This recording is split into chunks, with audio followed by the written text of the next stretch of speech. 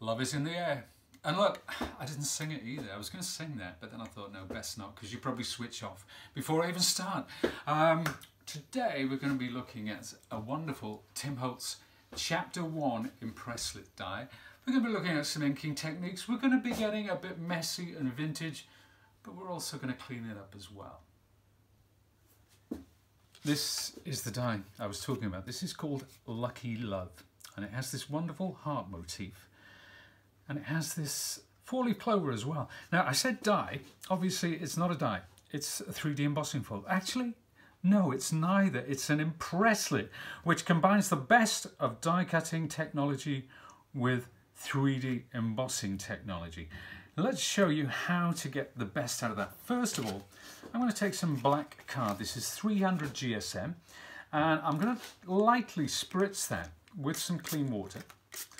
So before you do anything else, just rub that in front and back and just let it soak in for a little while. What that's going to do, it's going to soak into the fibers and it's going to allow them to stretch, which gives you a far more detailed emboss. So I simply close that up in my folder before bringing over one of my cutting plates. Now, with these, you only need one cutting plate, whichever die cutting machine you're using, any Sizzix machine that is. We use the one cutting plate and put it directly onto the mat like that. Now I'm going to bring in my fold away machine and we'll pull down the wings, slot them in thus, and just pop it in. Now, it is recommended when you're working with 3D embossing folders that you run this through 2, maybe 3 times. I didn't see the logic in that until I tried it. It does give you a much, much cleaner, much deeper, much crisper emboss in truth. So there you go, that's me told. Now, look at these. Look at the depth of emboss you get there. That beautiful cut around the outside. As well, the way that's domed, that is crucial. And that's down to applying the water, because it allows it to stretch and it makes it lovely and smooth. I've also got, and I'm going to tap this. Oh, I could just, do you know what? I wish I brought my die pick. Tim's brought out a wonderful kit with a die pick and die brush, and I wish I'd brought it with me, but I didn't. So that's bad on me. But look at that. We've got that lovely heart and we've got that lovely 4-leaf clover. The detail in that 4-leaf clover is quite staggering. Now, what I'm going to do, I'm going to take a heart. This is one, so I'll put those to one side to dry. It's best to leave them to dry. And I'm going to take some acrylic paint. Now this is a red colour. And then what I'm going to do is just paint over the top. And you're probably going to need, this is a lovely matte acrylic. Probably going to need quite a bit. And there's a little blob there, a little errant blob. You might need a couple.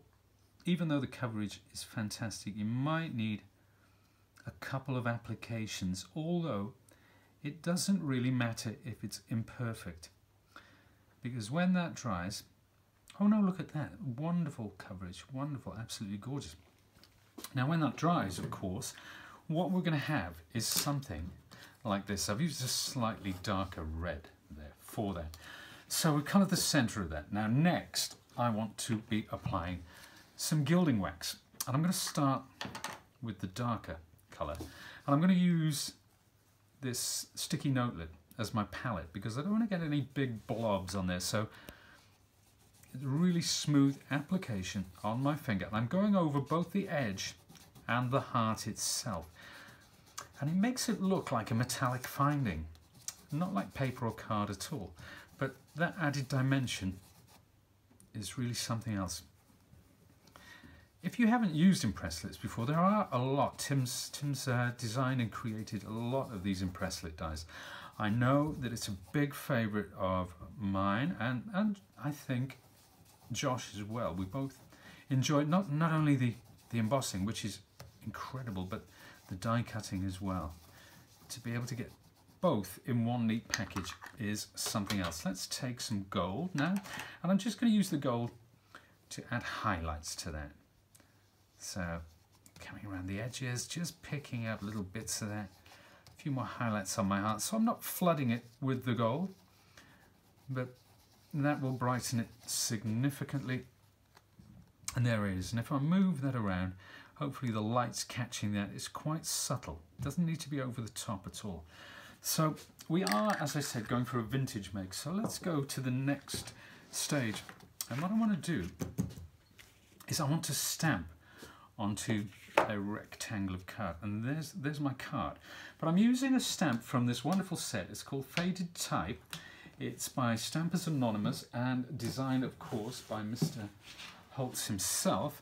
Particular favourite of mine. I'm going to use this text stamp and I'm going to place it onto an acrylic block, because what I want now is this is the Sizzix embossing pad. So this is for using embossing ink. Now let's actually let's clean that off so we get a good cling. There we are. That's holding in place now. And then we'll apply the embossing ink pad all over. And I'm going to start at this end. Make sure you have it the right way up, of course. So we'll put some there. Now I can see, even though it's difficult to see, when I hold that to the light, hopefully the light can pick that up and you can see where it is. It gives a kind of a, almost like a watermark effect. So, but accuracy isn't paramount with this make. It's about the effect that it gives. So I'm going to move that one across slightly, and we're going to keep going down all the way.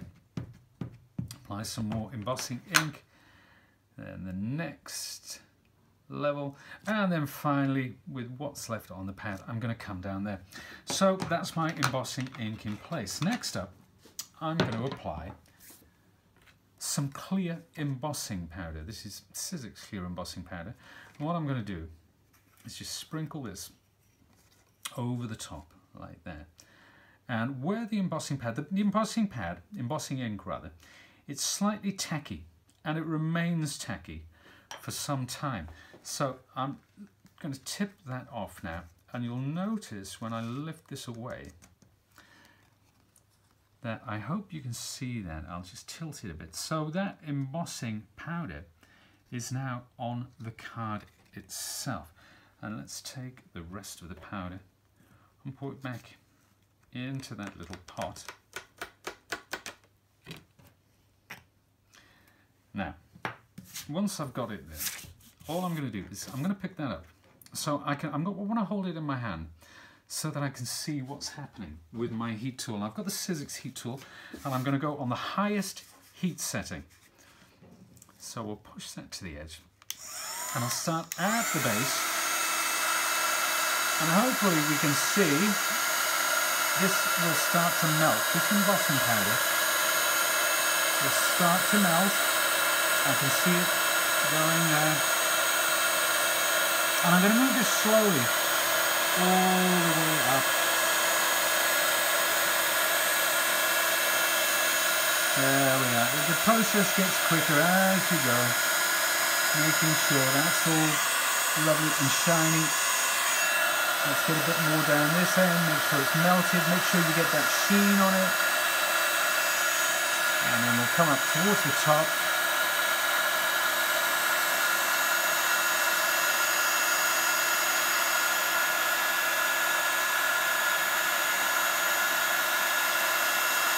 And there we have it, that's all ready to go. Now you're probably thinking, well, that's not very spectacular, Pete.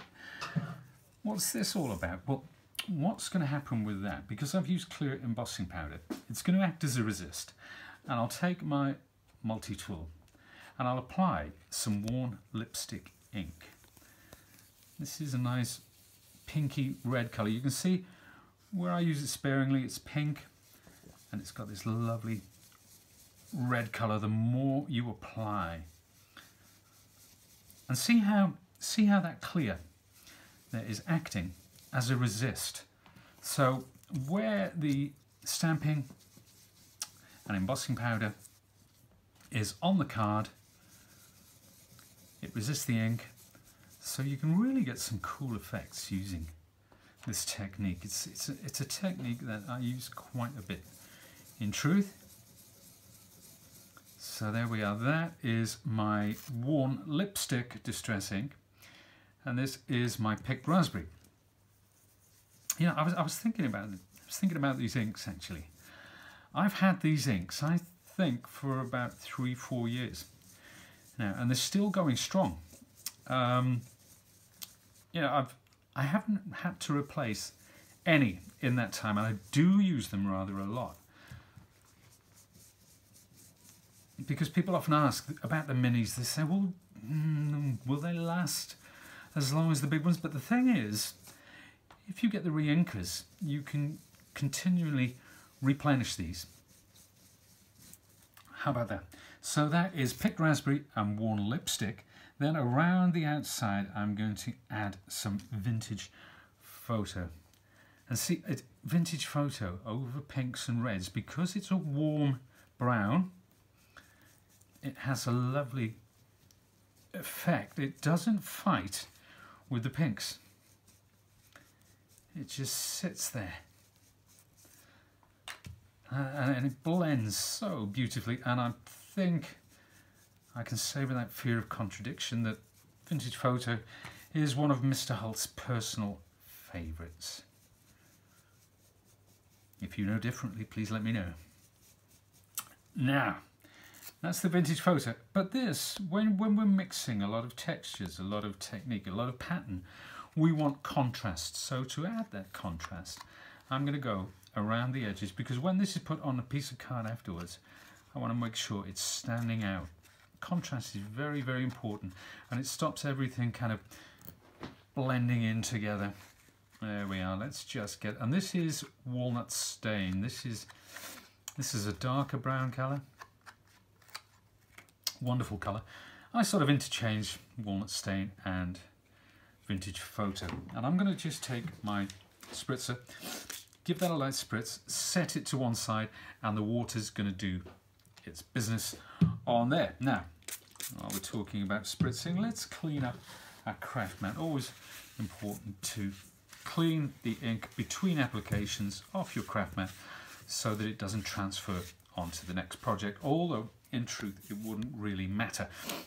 What I've got here is a piece of pink card which was cut into a chevron at the end. This is the Sizzix cardstock, and what I'm going to do is I'm going to take this and scrunch it up.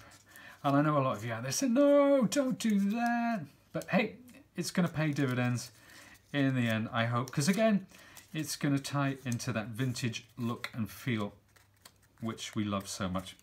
I'll take some rusty hinge. And when I run that over, it's just picking out those creases. Now that looks a bit clumsy at this stage.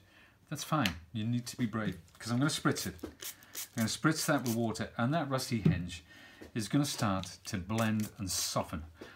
That is very, very important there, right there. And then we'll take some more vintage photo. I'll apply that, thus activate it with the water and start to drag this through and blot it in certain places.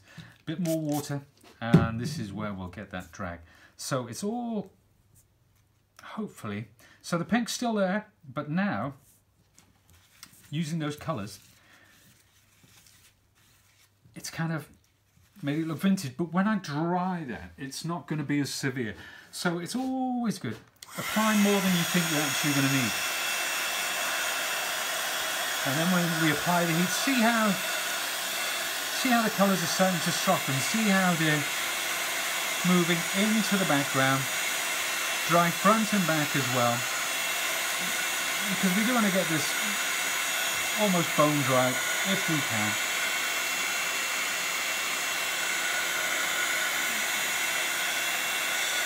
There we are. That's what I was looking for. And I'm going to take my vintage photo again and just work around the edges. Again, we're looking for that contrast. This is just kissing up against the edge. It's very, very subtle. And then up the other edge with the vintage photo. And then finally, I'm going to top that off with walnut stain. So we've just got a suggestion of that pink coming through there. if this was white card, it would look very, very different. So usually the base card, the underlying card, it's very important the colours that you choose from the outset. All right, so that's that. Now, next, let's set that to one side. Here's our, remember earlier, the way that I spritzed that, the way it's got a slightly mottled effect. So I'm going to come in again. I'm just going to dry that off.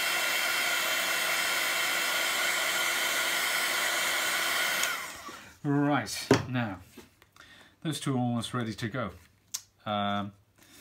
Let's take this and some foam tape. This is the Sizzix foam tape, and I'm going to use my Tim Holtz scissors just to cut that down to size slightly, and hopefully my fingernails are long enough to lift the edge. That is the bane of every live crafter, whether you're on TV or doing something like this. It's I wake up screaming in the night, not dreaming of not being able to take the backing off my foam tape. But there we are, that's in place. Now, again, another piece of foam tape. So a really tempting fate here. And that is going to sit on the back of this lovely heart. And we'll get that at a slight angle, maybe there, something like that. So it's just coming off the edge. You see what I mean about the contrast on the edge of this, the contrast on the edge of that square. And now next up, another gorgeous, and this is one that we have looked at before. This is tiny text. There are over 40, I think about 49 if memory serves, different phrases there. Absolutely gorgeous phrases. Very, very usable, something that you will return to time and time again, as I myself do. And let's take our acrylic block and pop that there like so, before applying a little bit of black ink to that. Don't go too heavy when you're using fine sentiments like this. And then very carefully place that down. Lovely, subtle finish. And I said we're going for vintage, but I do like the contrast with the white. Now, it would be easy for me to go around the edges of this with some distressing, but I want it to stand proud.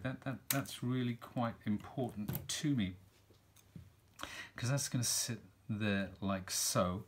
And then I'm going to place it onto a white card. Now, a lot of people would use a cream card, or they might choose to ink around the edges. But I like the contrast, and here's one that I made earlier, and you can see they're almost identical. But having that dimension, adding the foam pads to get that standing proud as well. You can see the light and shade there. Some really simple techniques. Great fun. Lovely vintage look. Now, you're probably wondering about the 4-leaf clover. This is one that I made earlier. And it says lucky is a state of mind, and again the stamp comes from the same set of sentiments. You no doubt recognize this grey text running underneath. That came from the stamp I used earlier, and a little bit of gilding wax over the top of that 4-leaf clover there. Two very simple cards, very simple sentiments, and this will be going to a certain somebody on Valentine's Day. Well, thank you so much for joining me. I do hope you enjoyed that. I had a lot of fun, lots of fun techniques in there, a great die. As I said, if you want to find out more about the Tim Holtz Chapter 1 dies, then go to our website, that's sizzix.co.uk. If you are the rest of the world, Europe, so on and so forth. If you're in the US, it's sizzix.com. Thank you very much for watching. I'll see you again soon.